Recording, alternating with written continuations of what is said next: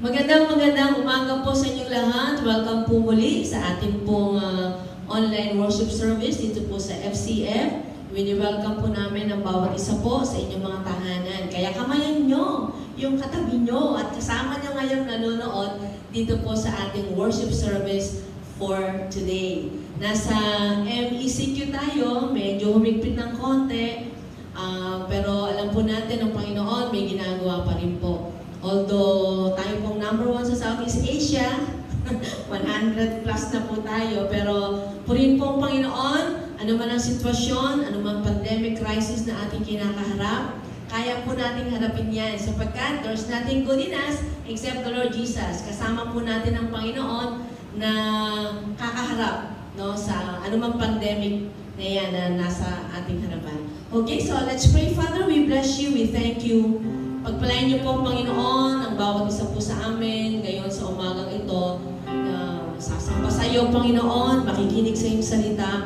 Dalayan po namin sa aming pong pag-aawitan, O God, kahit na hindi normal platform ang aming sitwasyon, kahit nakaupo lang kami, hawak ang cellphone, still, Lord God, allow all of us to worship you, to see you, O God, in a very deeper way, O God. Maranasan namin ang pagyakap mo sa bawat isa po sa amin.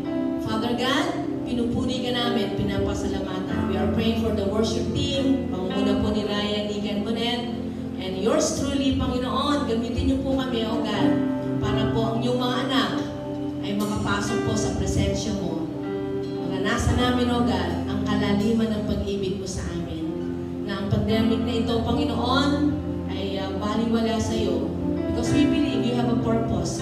Bakit umabot po kami sa ganitong sitwasyon? Meron kang purpose, O God. And we pray also sa aming pong speaker for today, anoint his lips, O God. Gamitin mo siya mightily, Panginoon. Every word that will be coming out from his mouth, O God, will bring glory and honor to you. Purihin ka, sambahin ka, Panginoon.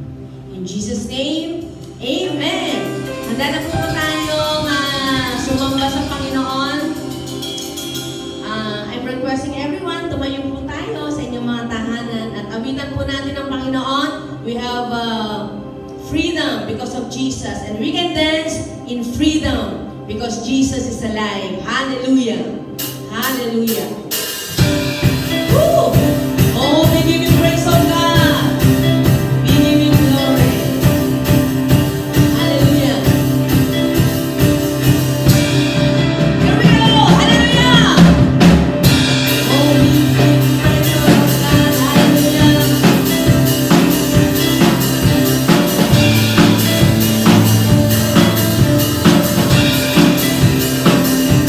Living that moment.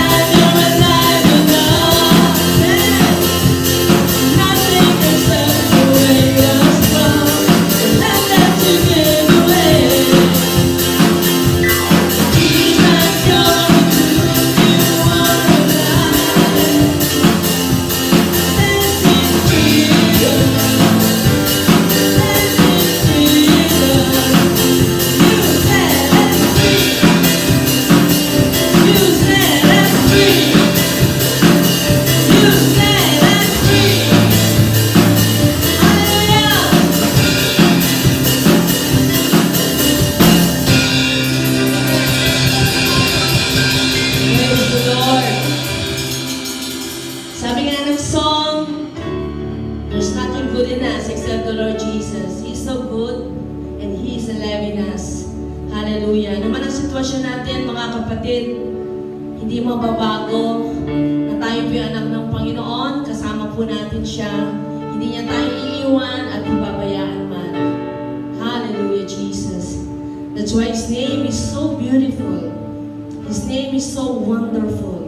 His name is so powerful. Hallelujah.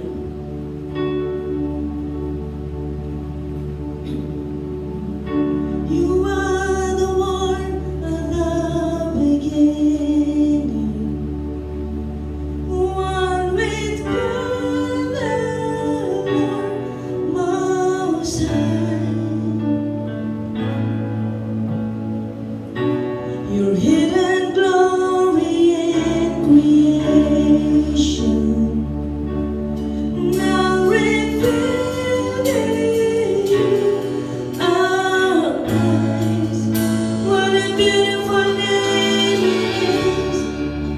What a beautiful name it is! The name of Jesus Christ, my King. What a beautiful name it is. Nothing can stand against. What a beautiful name it is. The name of Jesus. Oh. Hallelujah. You didn't want heaven without us. So Jesus, you brought heaven down. My sin was great, your love was greater. What could separate us now? What a wonderful name it is. What a wonderful name it is. The name of Jesus Christ, my King. What a wonderful name it is. Nothing compares to this. What a wonderful name it is.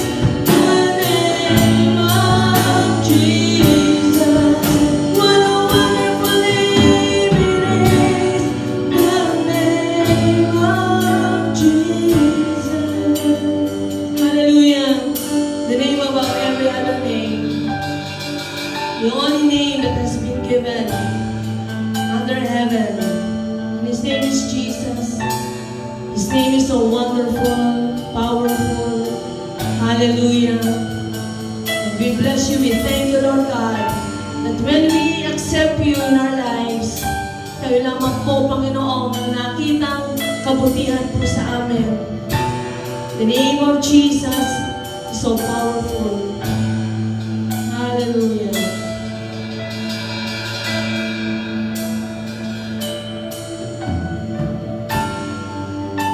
And that could not hold your God. That could not hold you. The way torn before you. You silenced the bones of sin and grave.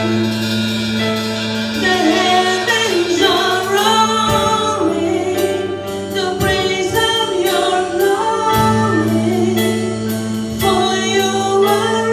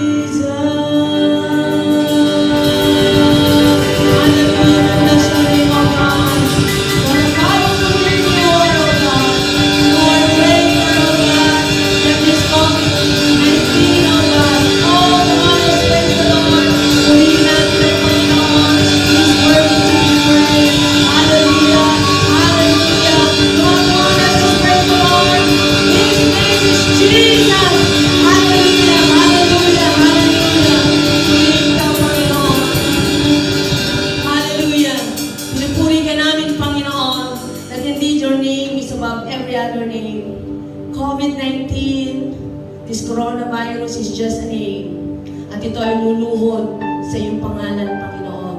Maraming salamat, O God. We bless you.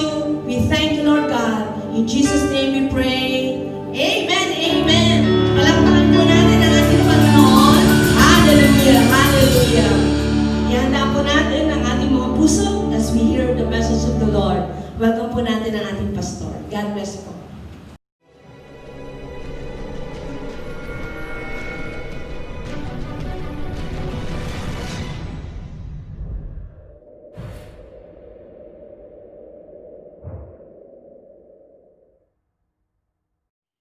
Magandang umaga po sa inyong lahat. Nagalak po ako dahil sa kabila po ng sitwasyon po natin ngayon. Ang gawain po ng Panginoon nagpapatuloy po. Wala po nakakahadlang. Sana po ay nasa mabuti po kayong kalagayan sa oras po ito. Ang ating pong topic ngayon, for the month of August, the only good in me is Jesus. Yan. Pagamat sa gitna po ng ganitong pandemic, marami pong mga nabubuong katanungan sa atin, sa ating isipan. Kaya po ang ating title po ngayon, ang ating pong subtopic ay is coronavirus, a judgment from God. O ito bang coronavirus ang paghatol ng Panginoon sa atin? Siguro bago po tayo magpatuloy, nanyanya ko po tayong lahat na manalangin sa Panginoon. Panginoong Hesus, kami po ay nagpapasalamat sa iyong kabutihan sa amin. Sa kabila, Panginoon, ng mga ganitong sitwasyon, kami po ay nagpapatuloy na makinig ng iyong salita at mag-aral, Lord God. Maraming po salamat sa iyong banal na Espiritu na patuloy pong tuturo po sa amin pong buhay spiritual ay patuloy pinalalakas, Lord God. Dalayan ko, Panginoon, sa mga kapatid na nakikinig po sa kanilang mga cellphone, Lord, I pray na samahan mo po sila at ingatan mo po sila, Lord God. Ano man, Panginoon, ang kanyang ginagawa ay patuloy po silang gabayan, Lord Jesus. At patuloy po silang turuan ng mensaheng na papakinggan po nila ngayon. Panginoon, sa response, tinataas ko po ang aking sarili. Ikaw po maghari, ikaw po mamuna, Lord God. Ikaw po maitaas, ikaw po mapapurihan sa buhay ko. Thank you, Lord God, sa pagkakataon, Lord God, na ginamit po ang iyong lingkod para sa mensahe, Panginoon, sa aming pong kalagitnaan, sa aming pong buhay. Thank you, Lord God. In Jesus' name we pray. Amen. Amen. Muli, ang ating pong topic po natin is coronavirus, a judgment from God. Basahin po natin po 1 Timothy chapter 2, verse 3 to 4. Ito ang mabuti at nakalulugod sa Diyos na ating tagapagligtas. Ibig niyang ang lahat ng tao ay maligtas at makaalam ng katotohanan ito. Yan. Ang mundo po natin ay tinamaan po ng matinding pandemic o coronavirus. Maraming mga nagtatanong, ito ba ay hatol ng Panginoon sa atin? O ito ba ay pinadala ng Panginoon para ang tao ay magsisi? Ito yung mga katanungan. Kapag tanong, ito ba ay katapusan na ng mundo? Pwede na po natin na talaga naman po buong mundo po ay naapektuhan ng pandemic na ito. Ito po ang mga tanungan ng mga tao nung dumating po ang virus na ito sa ating pong mundo, sa ating pong buhay.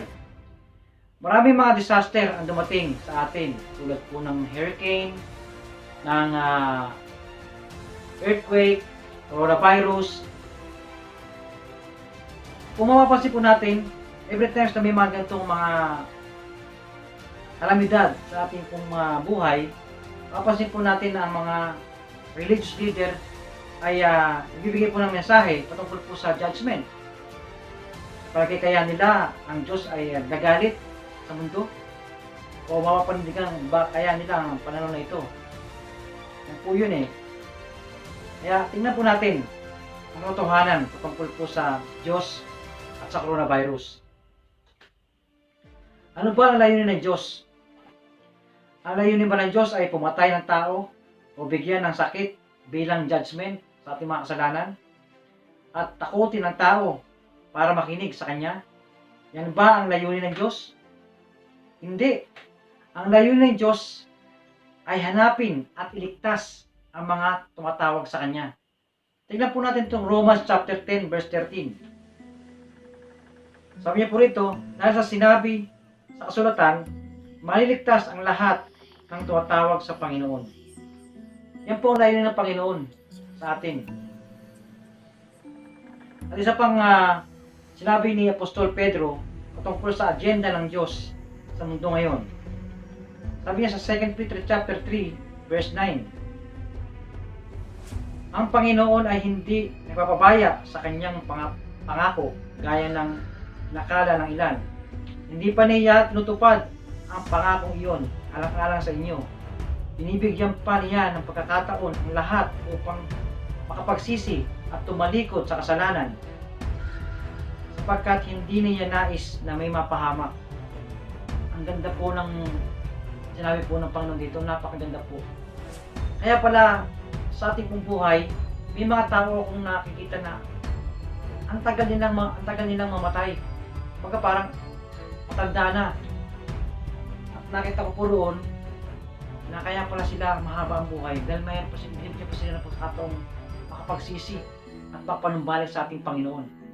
Pero niyo po yun, napakaganda po, di ba? Yan po ang layunin ng Panginoon sa atin. Ayaw niya na may mapahamak sa atin.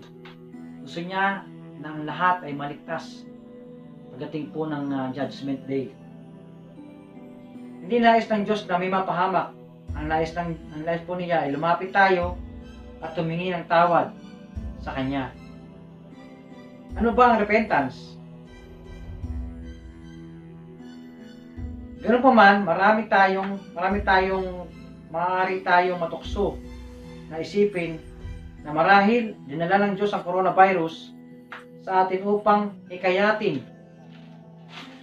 ang tao patungo sa pagsisisi. Ngunit narito ang sinabi ng salita ng Diyos tungkol sa kung paano talaga pangunahan ng Diyos ang mga tao sa pagsisisi. Romans chapter 2 verse 4. O baka naman gusto mo pang hamakin ang Diyos dahil siya ay napakabait, mapagpigil at mapagpamanhin. Hindi mo ba alam na napakabuti ng Diyos? Kaya binibigyan ka pa niya ng pagkakataong magsisi at tumalikod sa kasalanan. Napakabuti po ng Panginoon natin. Napakabait po ng Panginoon natin. Hindi niya po tayo tinatakot. Kumbaga napakahaba ng kanyang pasensya. Inaantay ka niya. Binibigyan po tayo ng pagkakataon upang magsisi at tumalikod sa ating mga kasalanan. Yun po, ganun po kabuti ang Panginoon. Hindi niyo po tayo tinatakot para humingi ng tawad, humingi ng magsisi sa ating mga kasalanan. Ang nais lang po niya ay, sige, tuloy mo lang ang buhay mo. At gusto ko ma-realize mo na ang buhay na ito ay may darating na panahon na tayo po ay haharap sa Kanya. Ang nais po ng Panginoon ay magsisi po tayo at tumalikod sa ating mga kasalanan. Yun po ang nais ng Panginoon. Ganun kabuti ang ating Panginoon. Binibigyan niya pa tayo pagkakataon ng tao upang magsisi. Hindi tayo natakot ng Diyos upang magsisi. Hindi. Ito ay sa kabutihan ng Diyos upang madala ang tao sa Panginoon. At ito ay sa biyaya ng Diyos para turuan ang tao na sabihin, ayoko sa kasalanan. Yan po yun. Titus 2, 11-12.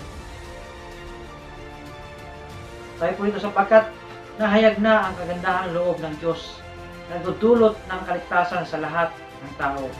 Ito ang nagtuturo sa atin upang talikuran ang makamundong pamumuhay at damdaming makalaman, at upang makapamuhay tayo ngayon ng may pagpipigil, matuwid at karapat-dapat sa Diyos. Yan po ang layunin ng Panginoon sa atin.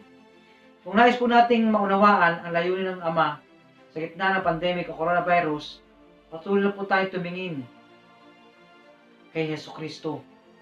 Pinakita sa atin ni Jesus kung ano ang layunin ng Diyos na pinakilala ng anak na si Jesucristo sa mundo upang maging representante ng Ama dito sa lupa.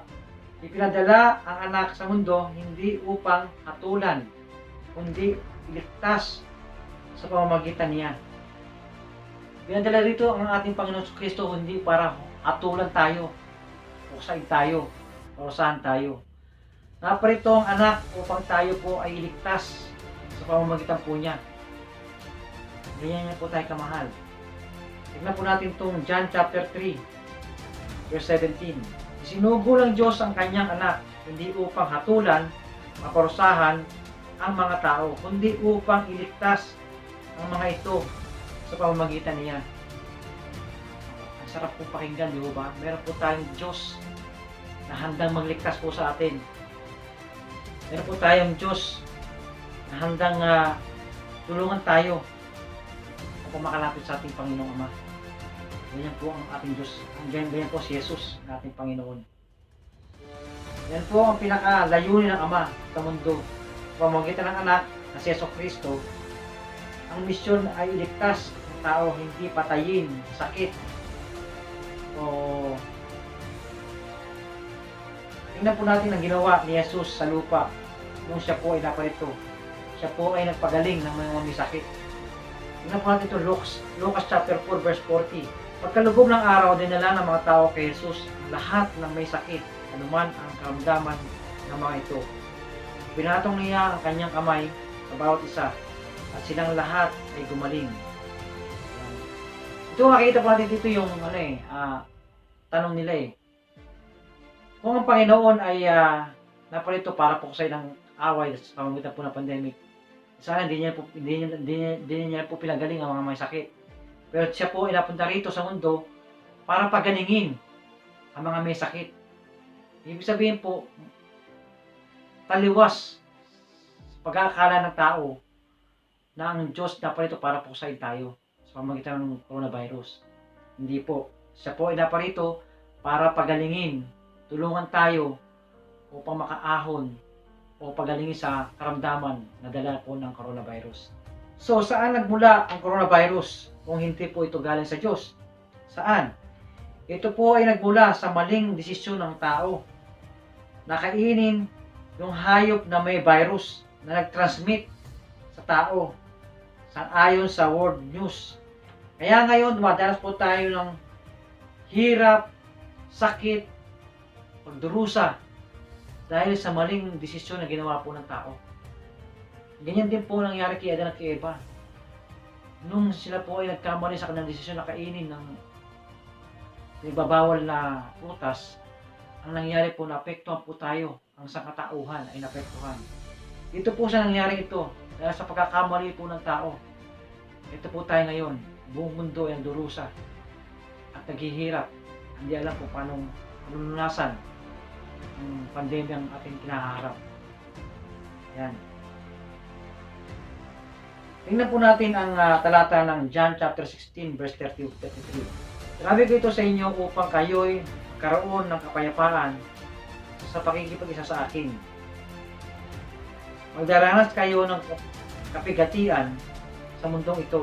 Ngunit, tibayan ninyo ang inyong loob. Napagtagumpayan ko na ang sanlibutan. Sa talatang mababasa po natin, makita po natin ang dala ni Kristo. Ang dala po niya ay kapayapaan. Pero po ang dala ng mundo ay kaguluhan. Kaya hindi pwedeng sabihin na ang pandemic ay galing sa Diyos. Sabi niya, alam niya na may mga ganitong mangyayari sa atin. Naguluhan, kapigatian, pero sabi po ng Panginoon, ang sabi niya po sa ating talata, huwag kayong matakot. Kumbaga, sabi niya, ang mundo ay napagtagumpayan ko na, kakaroon kayo ng kapayapaan. Yun po sabi sa talata. Huwag po kayong matakot. Ang mundo ay napagtagumpayan ng Panginoon. God is love. Ang Panginoon po ay pag-ibig. Ang coronavirus ay hindi hatol ng Panginoon o Christian karma. Ang iniisip nila ay ito raw ay kabayaran ng kasalanan na ginawa po natin, kaya po tayo mayroong ganito. Ito po ay maling-mali at kasinungalingan. Ang krus ni Kristo ang nagbayad para sa ating sa kaligtasan ng mundo sa kasalanan. Romans chapter 5 verses 8 and 9. Ngunit ipinadama ng Diyos ang kanyang pag-ibig sa atin nang mamatay si Kristo para sa atin noong tayo'y makasalanan pa. Kaya sa pamamagitan ng kanyang dugo, tayo ngayon ay napawalang sala at tiyak na maliligtas tayo sa puot ng Diyos. Yan, hindi po coronavirus ang sanhi ng ating pagkakasala. At hindi po ang ano po dito, ang Diyos po ang nagbayad sa ating kasalanan. Biniyara na po ng Panginoon ang ating kasalanan sa pamamagitan po ng dugo ng ating Panginoon sa Kristo. Ang tanong, paano mo malalaman na hindi pa ito ang katapusan ng mundo? Kasi hindi pwedeng pahintuin ang Diyos sa paghatol sa pamamagitan ng bakuna o ng gamot o pag-stay mo sa bahay mo. Ang pandemic ay paraan ng Diyos sa paghatol. Wala sanang gumaling, sakit, lahat ay mamatay. Pero hindi, may mga gumagaling. Ang totoo, meron po talagang paghatol o judgment, pero hindi po sa ngayon. Maybe sa future po natin. At ang sabi po ng Panginoon, ang paghatol po niya, hindi po pandemic, hindi po coronavirus. Ang paghatol, pag siya po naghatol, sa pamamagitan po ng apoy. Tingnan po natin itong 2 Peter chapter 3 verse 7. Sa pamamagitan din ng salitang iyon, ay nanatili ang mga langit at ang lupa upang tupukin sa apoy pagdating ng araw ng paghuhukom at pagpaparusa sa masasama. Yan po, hindi po pandemic. Kaya sa panahon ito, hindi pa ito ang judgment day. Ang hinihintay po natin yung apoy na tutupok po sa atin. Pagamat ang mga Kristiyano, exempted na po roon. Sabi nga po yun po yung hinihintay ng mga Kristiyano. Yung paghahatol na yun. Kasi alam po natin na kapag dumating po ang hatol, ang mga nananalig at napalagtas pa sa Panginoon ay niligtas na. Hindi na kasama sa paghatol ng Panginoon. Ang hinahatol na lang po ay yung mga masama. Yung mga hindi po kumikilala sa ating Panginoon. Yun po yung hinahatulan ng Diyos. Yan. Ngayon po, today is the day of salvation. Totoo po sa Old Testament, meron pong talagang nangyayari ng paghatol dahil sa pagsuway nila sa Diyos. Tulad na po ng nangyayari sa panahon ni Noah. Noong time na po siya po ay pinagawa ng Panginoon ng barko. Naligtas po ang kanyang sambahayan, ang buong bayan ay pinuksan ng Panginoon, hinatulan ng Panginoon sa pamamagitan po ng baha. At ganoon din po sa panahon ni Lot. Ginunaw ng Panginoon ang bayan ng Sodom at Gomorrah dahil po sa kasalanan, dahil sa pagsuway niya sa Panginoon. Marami po mga bagay sa Old Testament na nagpapatunay na ang Diyos po ay naghahatol dahil sa mga pagsuway nila sa ating Panginoon. Yan po yun. At yun lang po ang inaasahan po ng mga Kristiyano, yung paghatol na yan. Dahil alam po nila na ito na po yung time na makakapiling nila ang Panginoon ng habang buhay. Yan po ibabasa po natin sa John chapter 5 verse 24. Sabi po rito, tandaan ninyo, ang nakikinig sa aking salita at sumasampalataya sa nagsugo sa akin ay may buhay na walang hanggan. Hindi na siya hahatulan, sa halip ay inilipat na siya sa buhay mula sa kamatayan. Pag wala ng mga Kristiyano, saka parang hahatulan ang mundo. Yun po yun. Kaya yun po ang inaasahan natin. Ang paghatol ng Panginoon sa mga masasama, sa mga ayot bilala sa Kanya.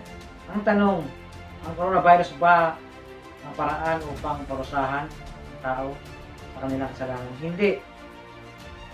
Sa ngayon, ang araw ng pagliligtas. Ito na po yung araw ng pagliligtas. Hindi po ito panahon ng paghatol ng Panginoon sa pamamagitan ng coronavirus. Ito po ngayon ang panahon ng pagliligtas ng Panginoon. Sabi po ng 2 Corinthians chapter 6 verse 2. Sapagkat sinasabi niya sa kaukulang panahon ay pinakinggan kita sa araw ng pagliligtas. Nakaluluhan kita. Ngayon na ang panahon na karapat. Ito na ang araw ng pagliligtas. Ito na po yung araw ng pagliligtas. Hindi na po ito yung panahon ng kaguluhan. Hindi na po ito yung panahon ng pananahimik sa ating tahanan. Ano po tayo, kumilos po tayo. Kaya tayo po ay nasa last days na ng ating Panginoon.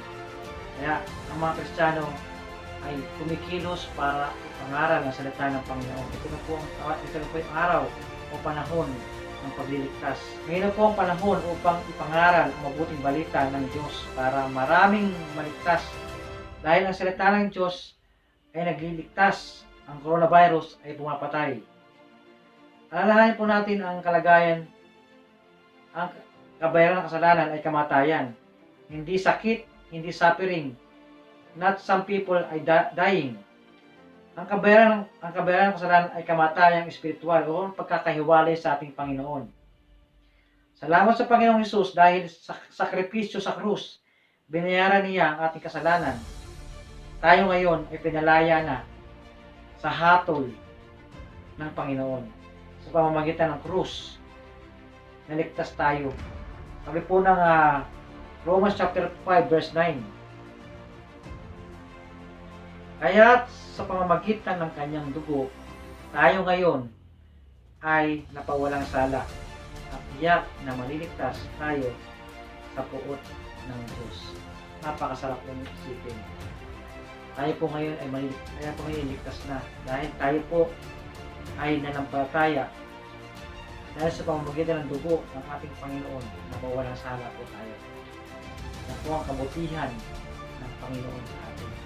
At hindi na makakatulan ang mga pag-isa na kay Kristo. Romans chapter 8 verse 1 and 2 nang basa dito. Kaya nga hindi nakakatulang maparusahan ang mga tao na kapag-isa na kay Kristo, Jesus. Wala na ako sa kapangyarihan ng kasalanan at kamatayan sapagkat pinalaya na ako ng kapangyarihan ng Espiritu nagbibigay buhay sa pamamagitan ni Kristo Jesus. The only good in me is Jesus. Tunay nga na sa pamamagitan ng dugo ng aking Panginoon, tayo po naligtas na. Lahat po ng namampalataya sa ating Panginoon, lahat po ng nakakita sa Panginoon, ay nakakasiguro sa buhay na walang hanggan. Yan po ang pinangako ng Panginoon sa atin. Kaya kung sa panahon ito, sa mga nakikinig na hindi pa po nakakatanggap sa ating Panginoon at hindi pa po nakakasiguro sa kanyang kaligtasan, marahil ito na po yung pagkakataon. Hindi po aksidente na nakapakinig ka ng salitang ng Panginoon. May layunin ng Panginoon sa iyo. Kung sa panahon ito, nais mong makasiguro sa iyong kaligtasan, inanyayahan kitang manalangin ng pagtanggap sa Panginoon. Manalangin ng pakikipag-isa mo sa Panginoon. Dahil ang pangako po niya, kung sino man nakapag-isa sa Panginoon, sa Kristo, ay may buhay na walang hanggan. Kaya po manalangin sa Panginoon, sa aking panalangin. Panginoong Hesus, sa oras pong ito, inaamin ko na ako po'y makasalanan. Patawarin niyo po ako sa aking mga nagawang pagkakasala. Tinatanggap kita bilang Panginoon tagapagligtas sa aking buhay. Ikaw po maghari sa aking pong buhay, O God. Maraming po salamat sa katotohanan. Hindi pa po ito ang huli, Panginoon. Ito po ay ang panahon ng pagligtas mo sa aming mga buhay. Maraming po salamat, Panginoon, sa araw na ito. Sa pangalan po ni Jesus we pray. Amen. At sa panahon ito, kung ikaw kapatid ay sumunod sa panalangin, ikaw ang ngayon ay pinigyan ng karapatan ng anak ng Diyos. Congratulations. Maraming po salamat sa Panginoon. To God be the glory. In Jesus' name, Amen.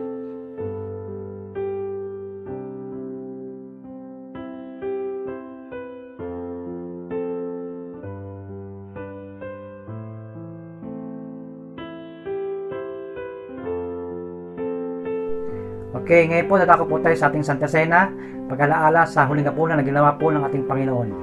Siguro bago po tayo mag-partake sa mga instrumento ng katawan dugo ng Panginoon, tayo po ay manalangin sa Panginoon bilang karapat-dapat sa Kanya.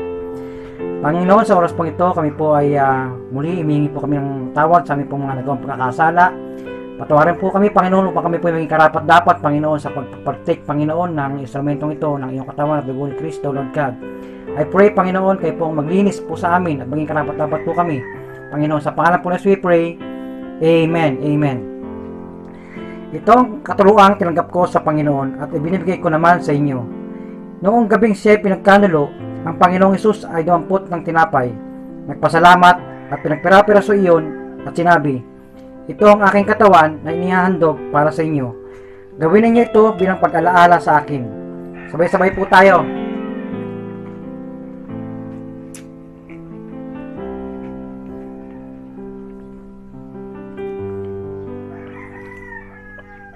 Matapos magkapunan, dumampot din siya ng kopa at sinabi, ang kopang ito ang bagong tipan ng Diyos na pinagtibay ng aking dugo.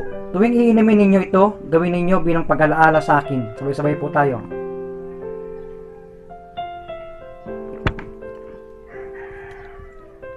Sapagkat tuwing kakain kayo ng tinapay na ito at iinom ng kopang ito, pinapahayag ninyo ang kamatayan ng Panginoon hanggang sa kanyang muling pagparito. Tayo pong malamig, papasalamat po tayo sa Panginoon. Father God, kami po ay nagpapasalamat, Panginoon, sa tinapay at dugo na aming po pinartik, Panginoon, tunay yung God na sa pamamagitan po nito, Panginoon, inaalala po namin, Panginoon, ang iyong kamatayan sa krus bilang pagligtas po sa amin, Lord Jesus. Maraming po salamat sa dugo at katawan na tumigis, Panginoon, sa Kalbaryo upang kami po ay magkaroon po ng kagalingan at kaligtasan sa aming mga kaluluwa, Lord Jesus. Thank you, Lord God, sa magang ito, sa pangalan po na we pray. Amen. Amen.